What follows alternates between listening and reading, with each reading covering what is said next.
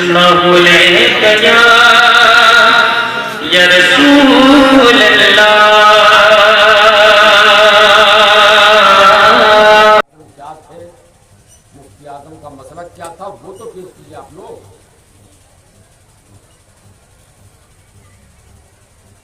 خالی نام لینے سے کچھ نہیں ہوگا, منقبت پڑھنے سے نعرہ لگانے سے کچھ نہیں ہوگا. مفتی اعظم کا جو مسلک ہے اس پر چلنے کی تلقین کیجیے لوگوں کو. نظم میں ہو نثر میں ہو جس میں ہو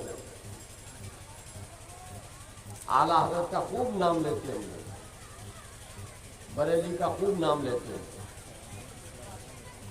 مگر بریلی والوں کا مسلک کیا تھا, اعلیٰ حضرت کا پیغام کیا ہے, وہ زندگی بھر کس راہ پہ چلے, اس سے لوگوں کو خبردار کیجیے.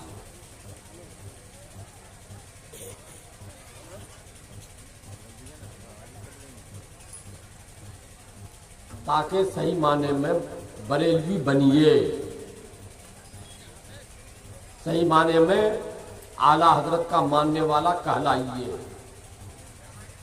ورنہ عالم یہ ہے کہ ہزار بار بشویم دہن جو مجھ کو گلاب ہنوز نام جو گفتن کمال بے ادبی.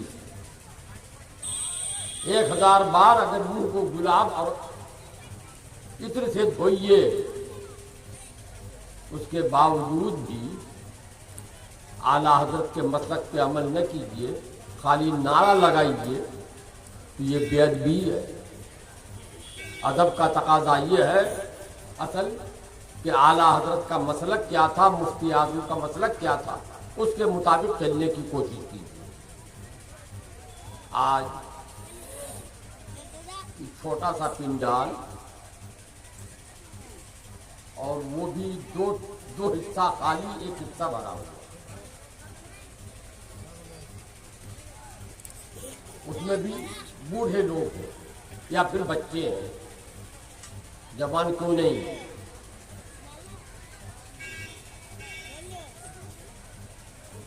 جوان اس لیے نہیں ہے کہ نعت کے نام پر نعت گانا کرنے والا کوئی نہیں ہے اسٹیج پر.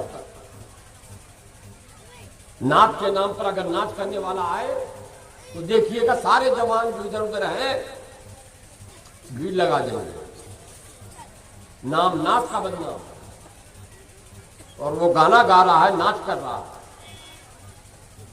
اس پر لوگ آئیں گے. تو اعلیٰ حضرت کا مسلک کیا یہی ناچ گانا والا تھا؟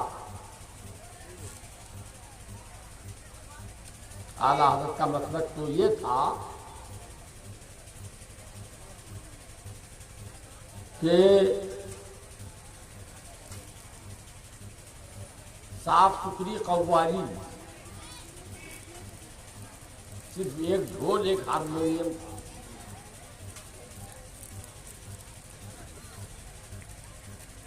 وہ بھی ائمہ کے درمیان مختلف تھی, مگر اعلیٰ حضرت کی احتیاط کا یہ عالم تھا کہ اس کو بھی آپ نے اپنے لیے جائز نہیں قرار دیا. اعلیٰ حضرت اگر دیکھ لیتے, مفتی اعظم دیکھ لیتے آج کے جلسوں کو, تو ناجائز و حرام ہونے کا جلسے پر فتویٰ لگاتے کہ یہ جلسے کرنا جائز نہیں ہے.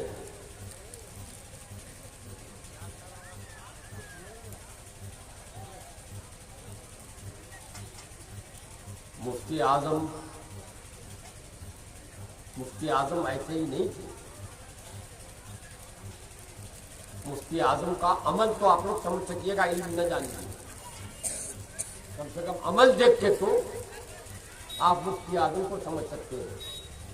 حضور مفتی اعظم ہند گر گئے تھے, وضو کرتے ہوئے گر گئے تھے پھسل کر, تو کولہے کی ہڈی کھسک گئی تھی, اس کو چپکا کہتے ہیں ہم لوگ, چپکا کھسک گیا تھا. مفتی اعظم کا چپکا کھسک گیا تھا, ہر وقت لیٹے رہتے تھے, ہلنے ڈلنے کی طاقت نہیں تھی. لوگ چارپائی پہ لٹا کر مسجد میں لاتے تھے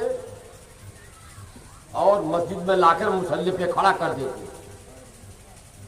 اور مفتی اعظم کھڑے ہو کے پوری نماز پڑھتے تھے اور نماز پڑھ کے جب سلام پھیرے تو گر جائے. یہ عالم تھا. اور آج کے عالم ہے، آج کل جلسے میں مقررین نعت خوانوں کا عالم یہ ہے. میں اپنا تجربہ سنا رہا ہوں. 5-6 سال پہلے، 6-7 سال ہو گئے غالباً، مفتی عبید الرحمان صاحب کے گاؤں میں جلسہ تھا. آپ کو سنایا تھا؟ وہاں پہنچا جلسے میں تو 2 نوجوان لڑکے آئے. جس کمرے میں میں ٹھہرا ہوا تھا وہ آئے، بیٹھے، بیچارے نیچے بیٹھے، نیچے جگہ تھی چوکی تھی جس میں ہم بیٹھے تھے. وہ لوگ آئے. یہ دن کی بات ہے، رات میں جلسہ ہونا تھا. معلوم ہوا کہ مفتی عبید الرحمان صاحب کی طبیعت ناساز ہو گئی، وہ اسٹیج پر نہیں آ سکے. تو میرے تو بچپنے کے دوست رہے ہیں اور بہت سے مناظرے ہم نے اور انہوں نے ساتھ مل کے کیے ہیں. وہ صدر ہوتے تھے، میں مناظرہ کرتا تھا. میں گیا عیادت کے لیے، دیکھنے کے لیے. وہاں سے دیکھ کے آیا تو واقعی طبیعت زیادہ ناساز تھی، بخار تھا وہ زیادہ. 2 لڑکے نوعمر قسم کے آئے. تو ان کی شکل صورت دیکھ کے مجھے تعجب ہوا، مگر سمجھا کہ یہ دونوں بچے کسی مدرسے میں پڑھتے ہوں گے اور طالب علمی کے زمانہ تو کچھ آزادی کا ہوتا ہی ہے. اس طرح سے وہ لباس وضاقتہ بنا کے آئے تھے. میں نے پوچھا بابو کہاں سے آئے تھے؟ کہا ٹھاکر گنج سے. ٹھاکر گنج تو میں جانتا ہوں، ہمارے کشن گنج ضلع میں. بڑا تعجب ہوا کتنی دور سے آئے ہیں جلسہ سننے کے لیے. مگر پھر خیال آیا کہ بھئی ہو سکتا ہے یہاں کوئی ان کا ساتھی پڑھ رہا ہو، اسی لیے سوچا کہ چلو ان سے مل بھی لیں گے. جیسا ہو رہا ہے تو پوچھا کہ یہاں کوئی ساتھی اسی ہے کیا؟ کہا نہیں، ہم لوگ نعت پڑھنے آئے، مدعو ہیں. تو مجھ سے برداشت نہیں. میں نے کہا دونوں نعت خواں ہوں، ٹھاکر گنج سے بلائے گئے، اتنی دور سے چل کے، جن کپڑوں کو پہن کے ہو اور جس انداز میں، التا بھی تھا، آڈر تو پورا لپا ہوا آئے ہو. تو ہمارے ہاں کی عورتیں بھی سب کپڑا پہننے میں شرم نہیں، جو کپڑے پہن کے تم لوگ آئے ہو. جو ان کا کرتا تھا اس میں وہ چمکیلے سب سلما ستارہ اس کا اردو میں نام ہے، وہ سلما ستارے لٹک رہے تھے. میں نے کہا بابو لڑکی ہی بننے کا شوق اگر ہے تم لوگوں کو تو جا کے آپریشن کروا لو. آج کل تو آپریشن بھی ہو رہا ہے، لڑکے کا آپریشن کر کے لڑکی بنایا جا رہا ہے، لڑکی کا آپریشن کر کے لڑکا بنایا جا رہا ہے. تو لڑکی ہی بننے کا شوق ہے تو چلے جاؤ بمبئی، وہاں ہاسپٹل میں آپریشن کرا کے چلے آؤ. یہ نعت پڑھنے کے لیے لوگ آپ بلاتے ہیں اور وہ لوگ آتے ہیں، مگر ان کا قصور کم ہے، قصور ان کا کم ہے. ایک جگہ مشاعرہ ہو رہا تھا دیہات میں، ہماری طرف کے لوگ تو جانتے بھی نہیں تھے مشاعرہ پہلے. وہ ہری پور کے شاہد یوسفی صاحب نے پہلی بار 82 میں کرایا تھا شاید، تب لوگوں نے جانا کہ مشاعرہ کس کو کہتے ہیں. تو ایک جگہ دیہات میں کوئی شاعر تھا، اس نے مشاعرہ کرایا، بہت سے شاعر آئے. تو دیہات کے لوگ بیچارے لاٹھی ہاتھ میں لے کے چلنے والے لوگ کہہ رہے تھے چاروں طرف کہ کوئی بد انتظامی نہ ہونے پائے. ایک آدمی کھڑا ہوا اتنی لمبی غزل پڑھنی شروع کی، آدھا گھنٹہ لے لیا، آواز بھی اچھی نہیں تھی، تو ایک بڑے میاں تھے ادھر لاٹھی لے کے، وہ غصے میں اسٹیج کی طرف آئے، کسی نے جو دیکھا کہ صاحب یہ بوڑھا لاٹھی لے کے اسٹیج کی طرف آ رہا ہے، دھپ سے بیٹھ گیا۔ تو بوڑھے نے کہا نہیں تم پڑھے جاؤ، تم سے کوئی ہم کو مطلب نہیں ہے، ہم اس کو ڈھونڈنے جو تم کو بلایا ہے۔ تو قصور خالی ان لڑکوں کا نہیں تھا، بلانے والوں کا اصل قصور تھا۔ اسی لیے اللہ کے رسول سرور کائنات جناب محمد رسول اللہ صلی اللہ علیہ وسلم نے حدیث میں ارشاد فرمایا ہے کہ جو کسی برے کام کا آغاز کرے، کسی برے کام کی ایجاد کرے، اس کو تو اپنے برے کام ایجاد کرنے کا گناہ ہوگا ہی، اور جو اس میں شریک جتنے لوگ ہوں گے ان سب لوگوں کو اتنا ہی گناہ ہوگا، اور ان سب لوگوں کے برابر اور بلانے والے کو اپنا گناہ کے برابر ڈبل گناہ ہوگا۔ تو اصل قصور بلانے والے کا ہوتا ہے۔ بعض جگہ دیکھتا ہوں لوگ نعت پڑھ رہا ہے، نیچے سے نوٹ کی گڈی نکالا۔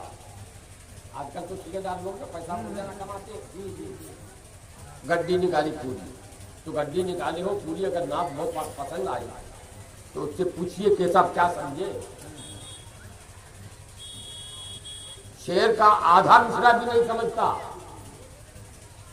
طرف کے گڈی نکالی اور 1 2 3 4، ارے اگر دینا ہی ہے تو پوری گڈی ایک ساتھ دے دو نا، لا کے رکھ دو۔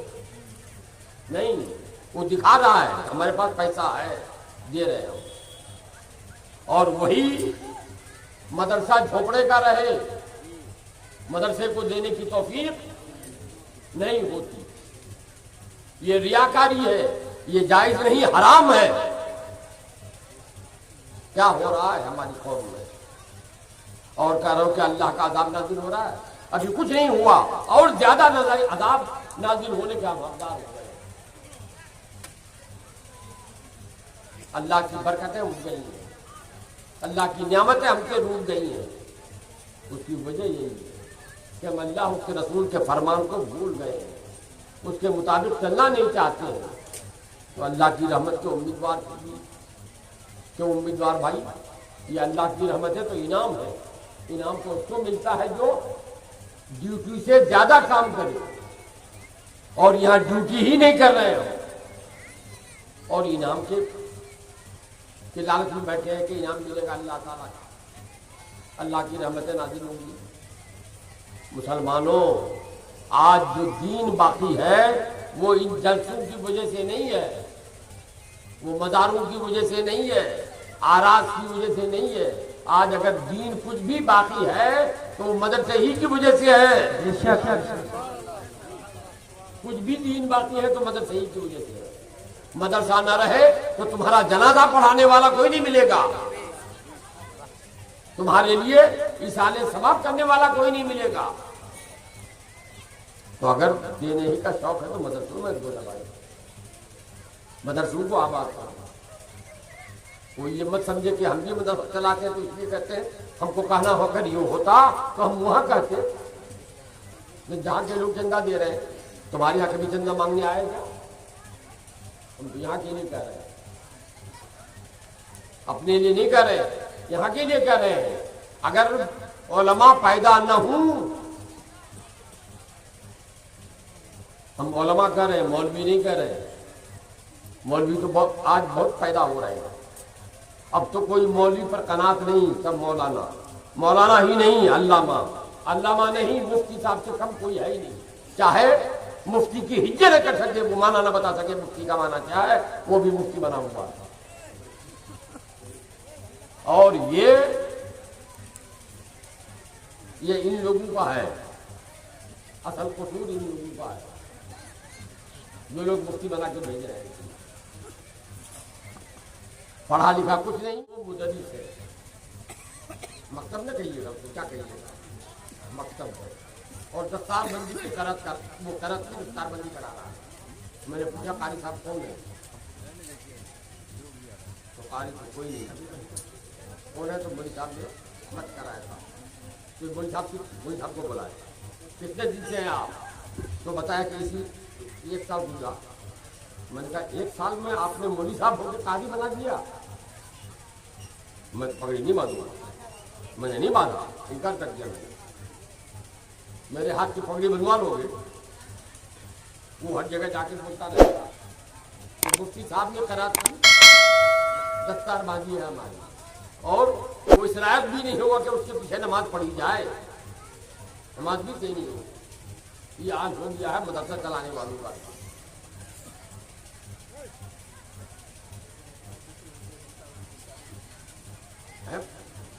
अच्छा ये भी मालूम था। तो मुसलमानों ये आलम हो गया है आज। तो खाली हम आला हज़रत का नाम लेते हैं, मुफ्ती आजम की मनक़बत पढ़ते हैं, मुफ्ती आजम के तरीके पे चलने की कोशिश नहीं करते हैं, आला हज़रत के मसलक पर चलने की कोशिश नहीं करते हैं, आला हज़रत की जिंदगी को नहीं देखते हैं। अरे आला हज़रत का इल्म व फज़ल आप क्या जानो, मुफ्ती आजम का इल्म व फज़ल आप क्या जानो।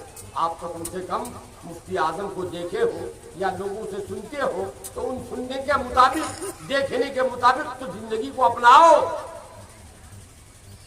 आला हज़रत को समझने के लिए कोई दूसरा ही आला हज़रत चाहिए। जब वो पैदा होगा तभी वो सही माने में बताएगा आला हज़रत का इल्म व फन क्या था। मुफ्ती आजम को समझने के लिए कोई दूसरा ही मुफ्ती आजम पैदा होगा, तभी वो बताएगा कि मुफ्ती आजम की बात क्या थी। मगर अमल तो आपके देखने की चीज़ है, उनकी ज़िंदगी तो आप देख सकते हैं, सुन के मालूम कर सकते हैं। कम से कम उसी तरह अपनी ज़िंदगी बनाने की कोशिश करो, तो कहेंगे कि हाँ किया। सिर्फ मतलब कि आला के नाम लगाते हो मौलाना, इस कदर दुख की बात है। 4 साल हुए बंगाल बिहार के बॉर्डर पे एक जगह बड़ा जलसा था, बहुत बड़ा जलसा, मुफ्ती उबैदुर रहमान साहब की सदारत थी और मुझे तकरीर करना था। और हबीबुल्लाह फैजी आए थे। हबीबुल्लाह फैजी को सुनने के लिए पूरा इलाका चुप था। अच्छी बात है, चलो भाई अच्छी नात अच्छे अंदाज में नात पढ़ता है, नात सुनने आए हो। मैं बैठा खुतबा पढ़ रहा था, खुतबे में आला हज़रत का नाम आया। 10-15 नौजवान खड़े हो गए, आला हज़रत जिंदाबाद, आला हज़रत जिंदाबाद, और ताजुशरिया करिया करिया ताजुशरिया बोलना शुरू किया। देखा सबके हाथों में वो लाल धागा या कंगन बना हुआ। मैं चुप हो गया। जब वो नारे लगा के खामोश हुए तो मैंने कहा कि साहब तुम्हारे मुंह से तो आला हज़रत का नाम अच्छा नहीं लगता, तुम तो वो हो जो हिंदू की तरह हाथ में धागा बांधे हुए हो, कंगन पहने हुए हो, और ये बताओ ईशा की नमाज पढ़ ली? ईशा की नमाज नहीं पढ़ी, कहाँ पढ़ते ही नहीं थे, क्या बोलते थे? तो शोर उठा, क्या बात है मुफ्ती साहब, अब आला हज़रत के मसलक से हट गए क्या? आला हज़रत नाम सुनना नहीं चाहते? अरे मैंने खून जितना बहाया है आला हज़रत के नाम पर, तुम्हारा पसीना नहीं बहा होगा। आला हज़रत के मसलक को फरोग देने के लिए मैंने जो कुछ किया है उसका 1000वां हिस्सा नहीं कर सकते तुम क्या जानो आला हज़रत को? आला हज़रत की किताब का नाम नहीं ले सकते, तुम पढ़ नहीं सकते कि आला हज़रत ने किताब का क्या नाम रखा है।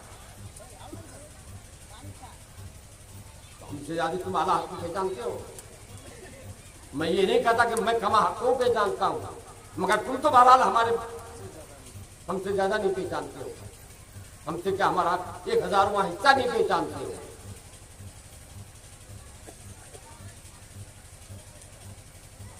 تو اعلیٰ حضرت اور مسلک اعلیٰ حضرت کا نعرہ زبان سے، خالی زبان سے اچھا نہیں لگتا ہے، اس پر عمل کر کے دکھاؤ اور فخر سے کہو کہ ہم اعلیٰ حضرت کے ماننے والے ہیں، اعلیٰ حضرت کے مسلک پر چل رہے ہیں۔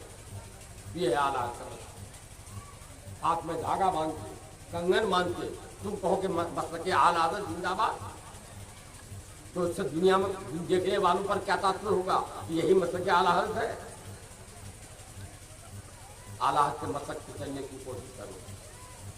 حضور مفتی اعظم ہند نماز کا کتنا اہتمام کرتے تھے، تو وہ تو بہت سے لوگوں نے ہمارے علاقے میں بھی دیکھا ہے۔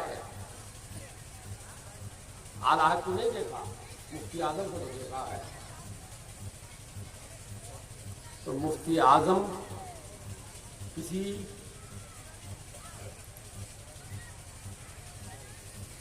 اندیکھی چیز کا نام نہیں ہے، لوگوں نے دیکھا ہے۔ اصل مفتی امام اعظم تھے، امام اعظم تھے۔ امام اعظم کے زمانے میں جتنے مسائل ہو سکتے تھے سب کو امام اعظم نے لکھا اور ایسے قواعد مرتب فرمائے کہ قیامت تک جتنے مسائل ہو سکتے ہیں سب انہی قواعد کی روشنی میں حل ہوتے ہیں۔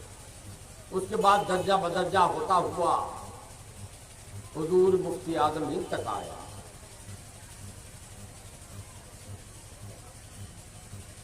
مفتی ان حضرات نے ان مسائل کو حل کیا جو ان کے زمانے میں پیدا ہوئے۔ آج جو ہمارے زمانے میں مسائل پیدا ہو رہے ہیں، جو ہمارے زمانے میں پیدا شدہ مسائل کو یا پیدا ہونے والے مسائل کو حل کر سکے، وہی آج کے زمانے میں مفتی کا کہلا سکتا ہے۔ بقیہ کسی کو مفتی کہلانے کا نہیں، مگر آج کل تو چائے کی دکان میں بیٹھ کے مفتی ہوتا ہے۔ چائے کی دکان میں بیٹھ کر مسئلہ پوچھا جاتا ہے، اب وہیں آپس میں بحث بھی کی جاتی ہے اور پھر وہیں بیٹھ کر موبائل سے لکھا دی جاتا ہے۔ اور اس زمانے میں سب سے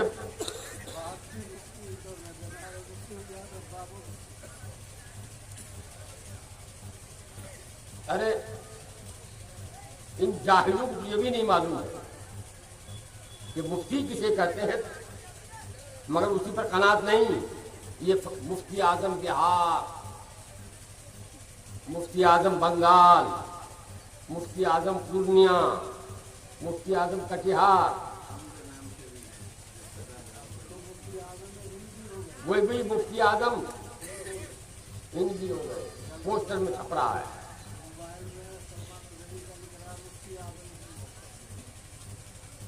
اور یہ لکھنے والے مولوی لوگ اپنے کو مولوی کہتے ہیں سب جاہل اور مولوی کہتے ہیں اپنے آپ کو۔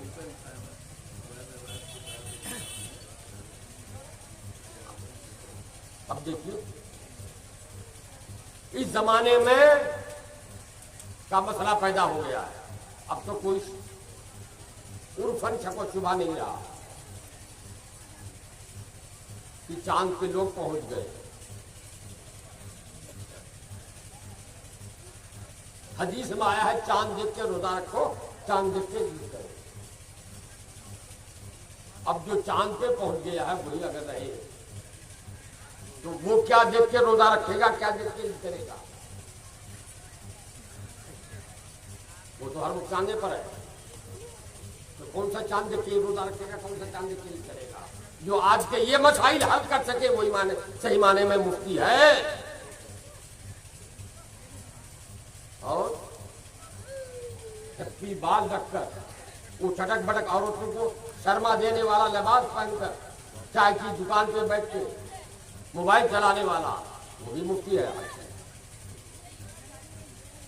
یہ سب قیامت کی نشانی ہے۔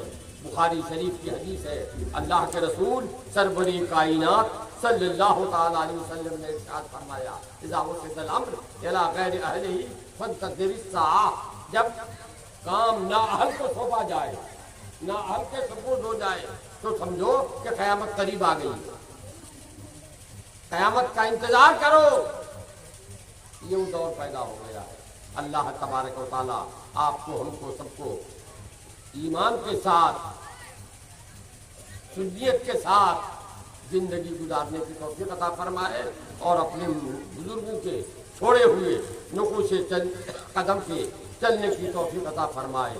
حضرات، آج کے دن میں نے پہلے بھی کہا، پھر کہہ رہا ہوں کہ آج اسلام اگر پھر بھی قائم ہے کچھ تو مدرسوں ہی کے ذریعے قائم ہے۔ جس دن مدرسے نہیں رہیں گے، کوئی جنازہ پڑھانے والا نہیں ملے گا، کوئی بچے کے کان میں اذان کی آواز سنانے والا نہیں ملے گا۔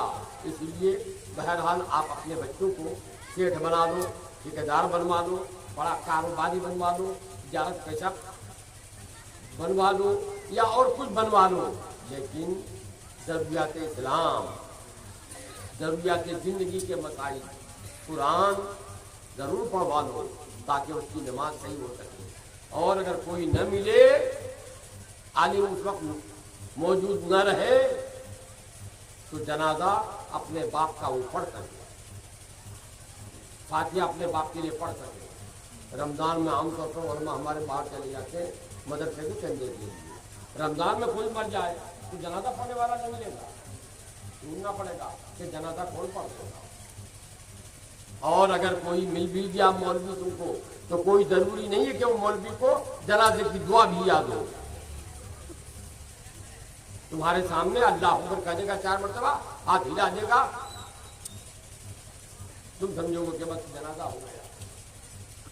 اس لیے ہر شخص کو چاہیے یہی کہ اپنے بچے کو دین کے ضروری مسائل کا درس دلوا دے، اور وہ مدد صحیح سے ہوگا۔ کوئی ضروری نہیں کہ آپ یونیورسٹی یہیں بنا لیجیے، آپ کوئی ابتدائی کتاب ہے کلام پاک، نماز روزے کے مسائل یہاں سیکھیے۔ مولوی بنانا ہے، دستار بندی کرانی ہے تو بریلی بھیجو نا، مراد آباد بھیج دو، مبارک پور بھیج دو، لیکن یہاں اتنی تعلیم تو ہو جائے کہ وہ جنازہ اپنے باپ کا پڑھ سکے، ایصال ثواب اپنے باپ کے لیے کر سکے۔ اللہ تعالیٰ آپ کو توفیق دے۔ وآخر دعوانا الحمدللہ رب العالمین۔ السلام علیکم ورحمۃ اللہ وبرکاتہ۔ صلی اللہ علیہ یا رسول اللہ۔